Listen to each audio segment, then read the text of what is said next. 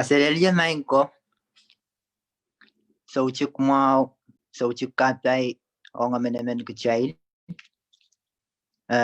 plan kian so mau kesej bilkapin kian kau no medal sapol me plan kosanti ap medal sapol me ino bona chel Mour makara yang chel Mour kay lain ok chel konotinan kolakach chelan bilkake open bon tupso won wayach bil wawani kiche Baba kan korus no kan korus me bilyang bacheng sumunan kulakach obil riegan korus me pula kan korus kalangan kiyang kauno achail Mour kalangan kiyang kumail korus yen pilipil mau obil kosanti kaselel me may bilani ki subjukan ranwach pilpilata po chelen bilkaka open up chelen ngorong nasen coach iyo mi bil menen karachigan ke challenge tuan buksarawi akate na nipro eisak lemnao challenge ter chokatisang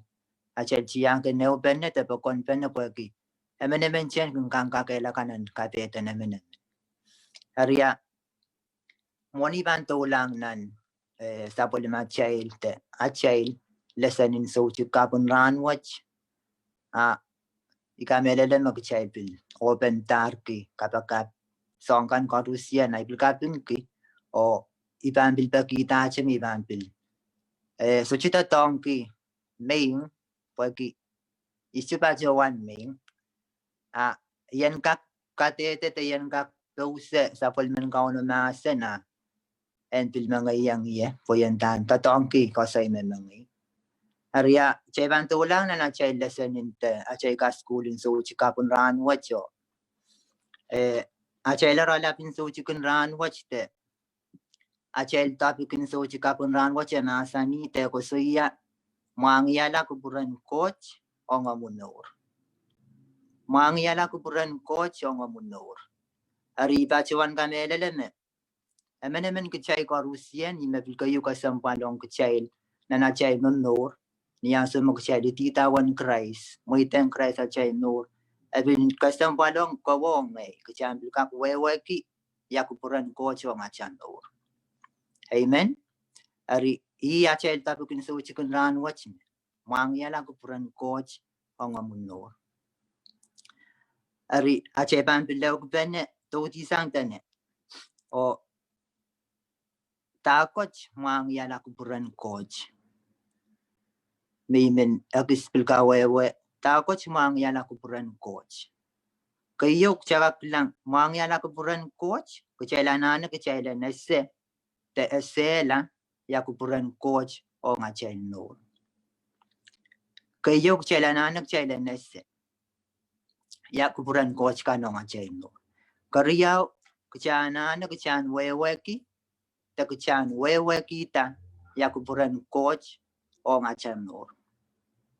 O kasilu kecailan tiarata yang kan Kupwuren coach o ngachail Mour. Pwede makachapan so lang ititawan Christ tata kauno akchap sa chewewe kaya Kupwuren coach ong kecha ikamela leme chapan siono kasambal kaya chan Mour mon silangan coach aria imi men watong kechel song sidu pukach pana kista wasa chera lalapin so chikach Kupwuren kapra yang Mwahngiahla Kupwuren coach o ikamela leme sansal song sidu wach niya bikosuya kay tisang wasa chitene ira kasampal aplikasyon palong gawong kecambil weweki ya irekan me sangren kauno me bil kasampalong kecha kayo ni rampuk cabang kelangnan Jeremiah 29:11 te Saramaya riisak tuwaw ira chika isak ke bangkasala yang kecha ya ire kasampalkan me sangren kauno ong kecha ari ibang watakan kecha irekan pen bilsan salamau Nan Jeremiah 29:11 ako siya. Ngay dyan na mga ikasantikan ong kumail. Kasantiyan katay kumail ta. Ap kay tanan kapalay kumail na. Kasantiyan ang sukukutokan na kumail kas-kas. Iyaw ira kasampal magsabilan na naweweki. Magsaban metemetawa mau.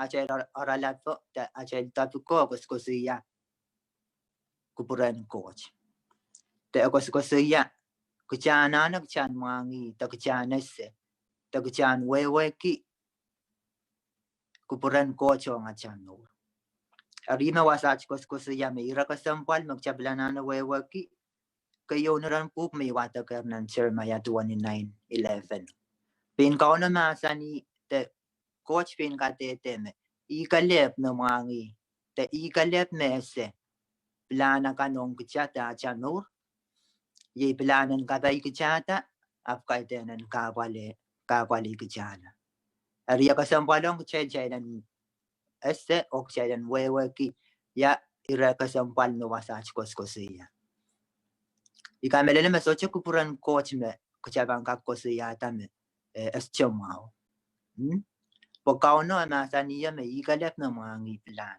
o kasanti o machano ari na kecabang wewe ki Kupwuren Koht akcaban nese me kauno i Kupwuren Koht yung kecan kapayata can Mour ap kaitenan kakwalela a can Mour Chablka kilangnan rom isak riyaw ira chik riyaw abil masani wasach tane kumailter kalamangi wiya kanan santawach ap muitong kochen kawalya kapala lalamail kan unsak kumailap na seta tama Kupwuren Koht tama mau o tama kin kachin Kupwuren ki o tama unsak amen ikamelele meon yasumi wat kreje bisan salamawong kecha iple Kupwuren Koht yung kechail so chikapun ran wach chay birong pen chailen ter kalmangi wiya kanan sampa ap chailen muitong kauno Koht mag chay wiya papa en kachin kawalya kapala lala chay lunsak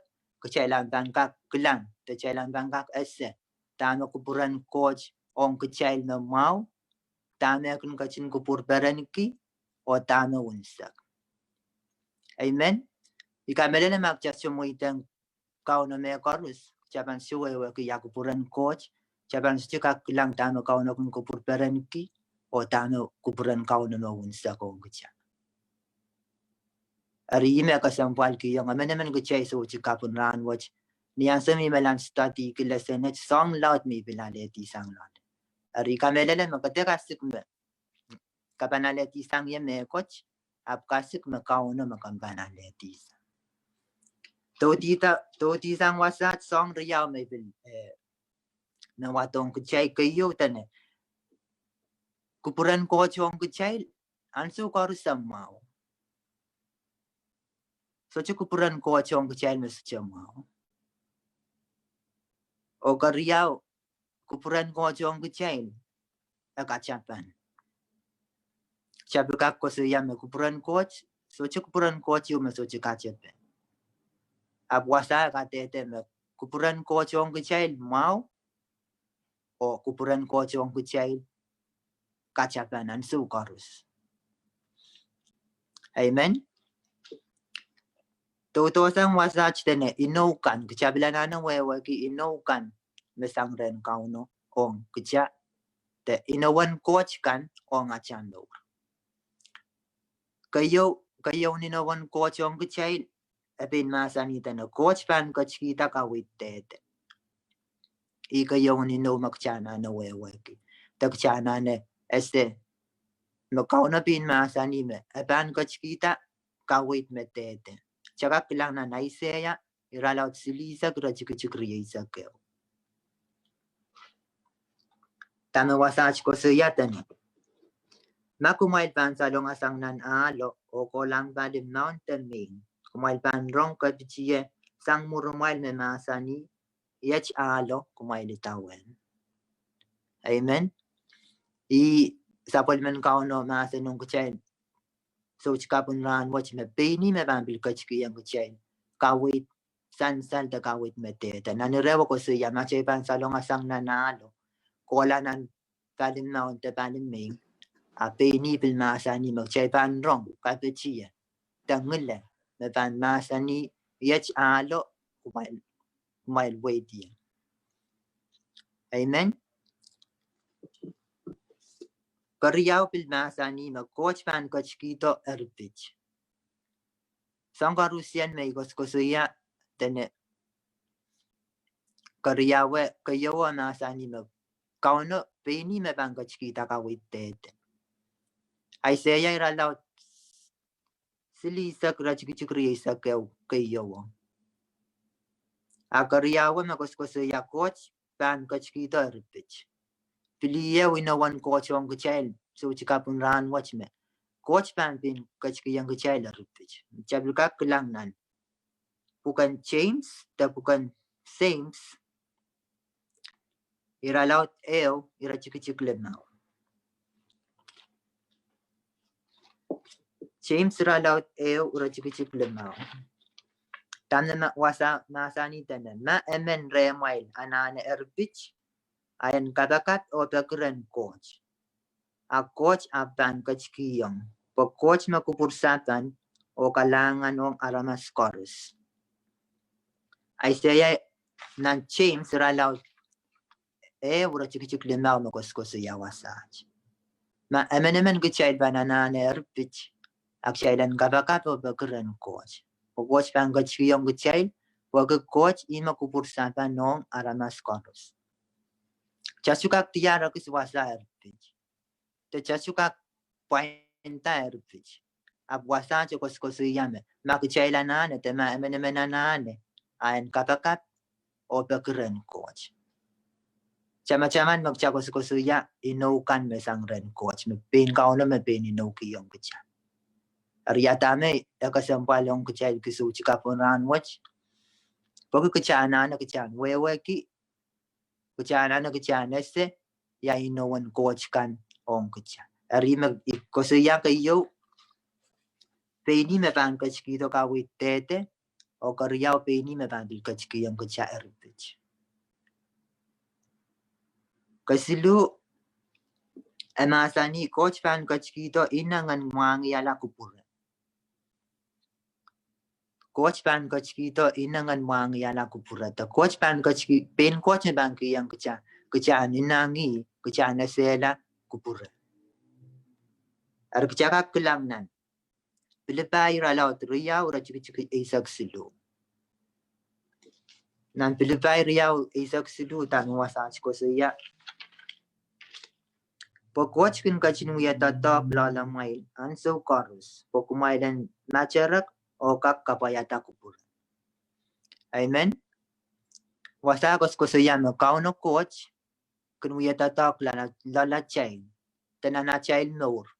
Anso chorus. Pag-chailan kak macharak imawasakos siya. Macharak.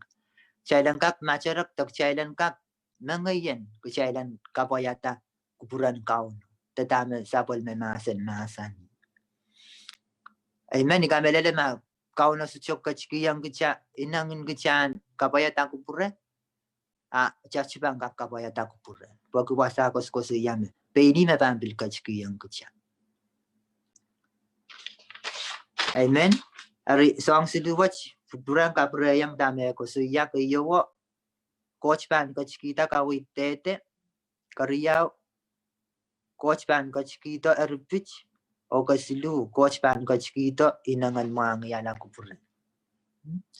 Pagkach karusian asang ren kaun o pin kaun na may inuki yang kachay. Arima kaun na magmasani kachakanelele o kachaposon na tanatang puita na nachano.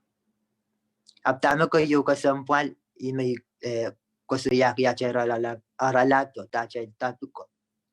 Magchailanan nagchailan weweki tagchailanan nagchailan nese. Pag magchailan sa weweki tagchailan sese kachailan sukakale. Amen.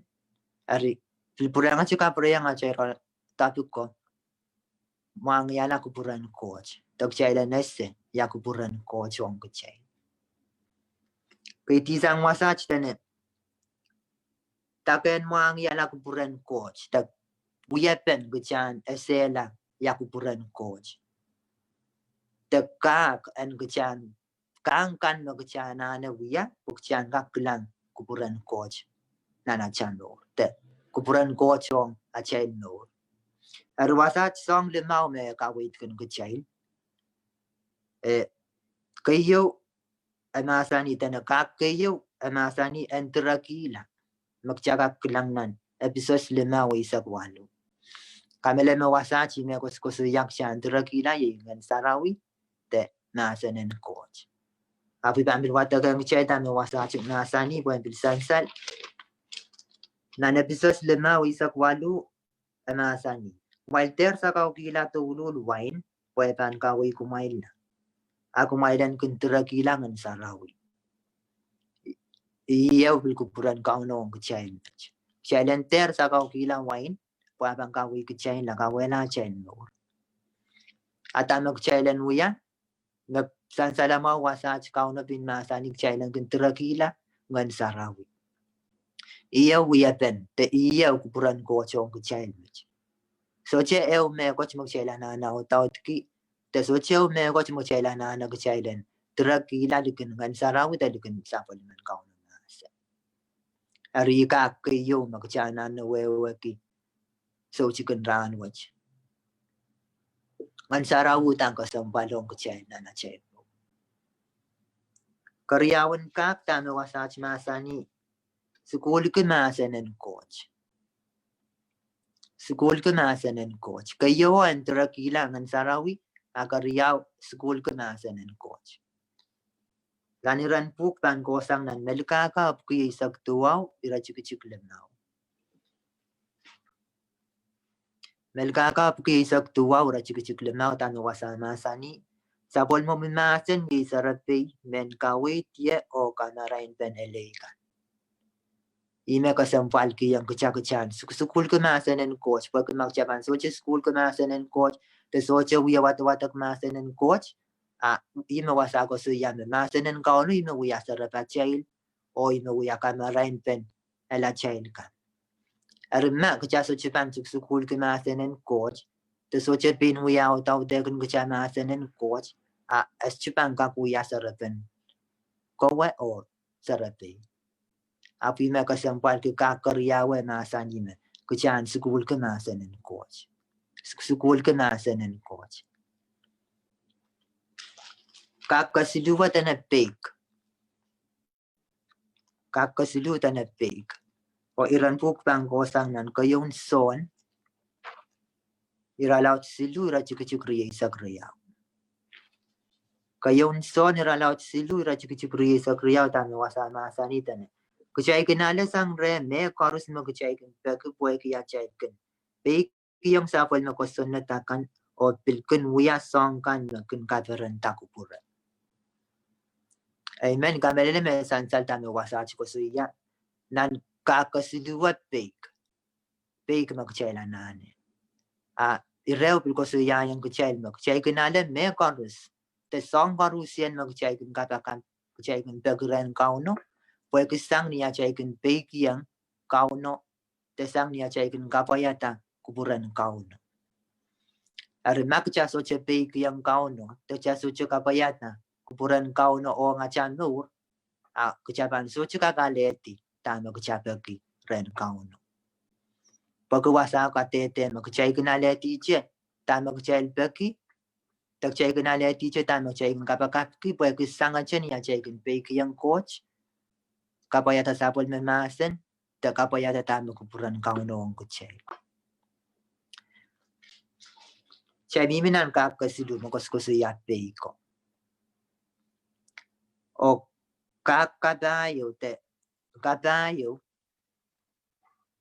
Me kuskusuya kawitan ngayon. Iyaw nawan ko chong kuchain. Te iyaw taka. Te iyaw ka kumakuchana na wiyan. Kukuchan kak eseta. Te kuchan kak weweki. Kupwuren ko chong kuchain. Kakatayo wa kuskusuya kawitan ngayon. Naniran puk pang wasang nan labing bata isak kayo. Irachik isak tayo. Labing bata isak kayo. Irachik isak tayo. Tanan makwasach masanitan. Weyew kun puputi masoche makawit. So ang kawit chocho kun kareta onodok mo. Amen. Weyew kun puputi masoche makawit. ap nason kawi cho kan kareta ona pek mau arime kan kasempal ki te ime ikamele me kasempal ki yang ko ohng kawitan ngan sarawi me wiya cha son batak ngan sarawi me wiya cha son kawit nan me korusia arimak cha ban so che pilata ngan sarawi yang kawit cha no wasa ko so yan wayo kun pukuti mas chima kawit ari cha no ban pukuti te cha no ban so chuka ko wi ma cha chuban pekia te cha chuban pilata ngan sarawi rong pekia tanu ngan sarawi nasan. Amen. Oka kalimau tame wasach masani paten kapaka nan matu isu lalu no wasach koskosia matu isu lalu mi ban watakang child masani kumail peki kumail lampanale kumail rapaki kumail lampantia kumail lechelech apan richtang kumail pokoris makin peki rapanale makin rapaki rapantia o makin lechelech apan richtang nai. Amen. Nang kakalimawat kalimawat koskosia chailan paten kapaka anan reu mi watako koskosia no chailan peki chailan banale chairapaki chailan bantia ok chailan billechelech antan richtang chai. Amen. Song pukach korusian kuchaiban muya sang niya chaiban kapaka ari ikamelele mak chaiban soche kasempal ki kapaka chaiban soche pilata uya kapakat a chaiban soche kakaleti arina wasach pilkatete kimak chailan pilpatan kapakat porque kapakat chema chaiban kakaleki time wasach katete oto tito sang wasach tane kochkin masen ni song silu ari ikamelele ma pilkasempalong amenemen kuchain so chikapun ran watch tanan kulakach chailan pilwewek so kayon masani kayalik iya wiya pen koche pen nasen kayalik ye nasen en coach kin kayalik tem kayalik kun coach kin chakak lang nan sapol men nasen o kariyaw katia rakta te penata iya wiya pen coach kin nasen katia rakta te penata sang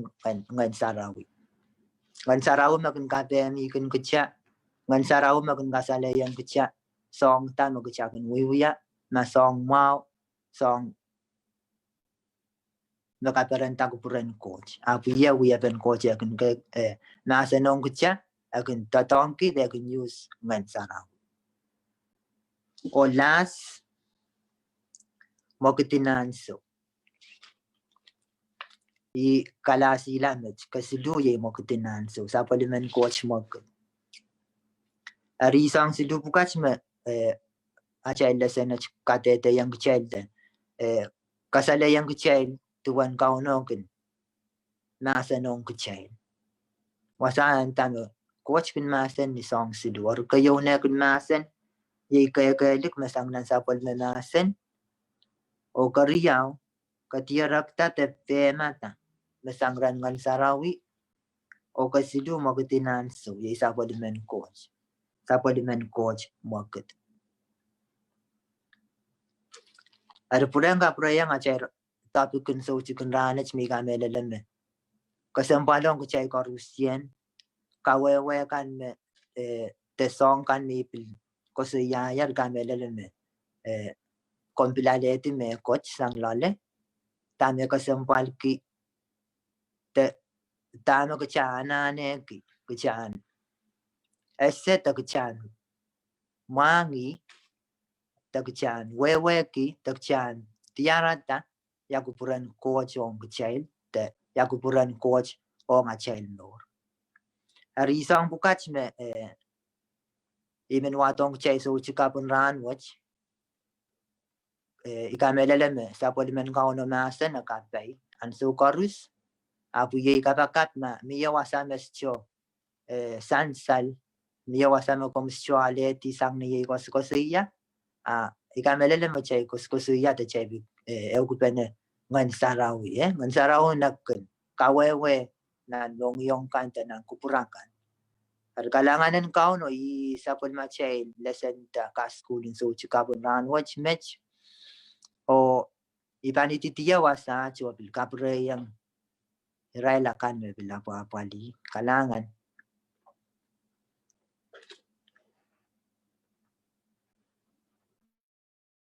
So mau kita rong yang memenai yang kuala nandang. Okay, Bible study we sanger nan April o koto lelo to clockwork pue kita kauna makatimpongok nan ngenen aramas kechailen available dak chailen muitang kaunon totongki tame katen kamarani kin kechailer mepit sapol mamasan mepit kupura ariye yung kupurang kot niya chail memor selipun sampawa chailen nasalai chailen kak puralangi so chay panasalai sang niya chail surrender the kapurayang kauno and kauna chail Mour we are chail song ka Mour. Okay, kauno kapagatalango sambao to pakorusya.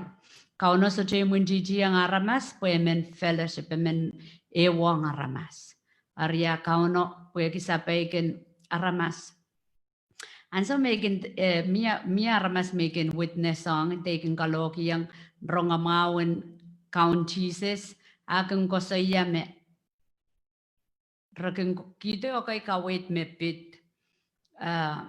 Sabay natami are tirin kawewe api memang kakela kai kecil kawewe koros mesota mimi nampuk sarau ya saja melel tirin kawewe yang memana rasa baik and all that tamen cai wewe ki rasa baik aye ku perangkot engka ke wang aramas puegi rasa baik akauno kapresang ngeneo okay ngene sarau rere resolar tokpana aramas biminantip o wiya penerail kareta kecil ibu-ibu itu pun sampawa jepiti susukir tip ti korusia aramas korusia tipan okay nan roman katete yang kecil silu riesak silu kecil tipan cil jojo sang cil toror sang kalanganen Koht apo ki kauna pakong sampa akat kito ke Jesus memang pamposon lai esteban mela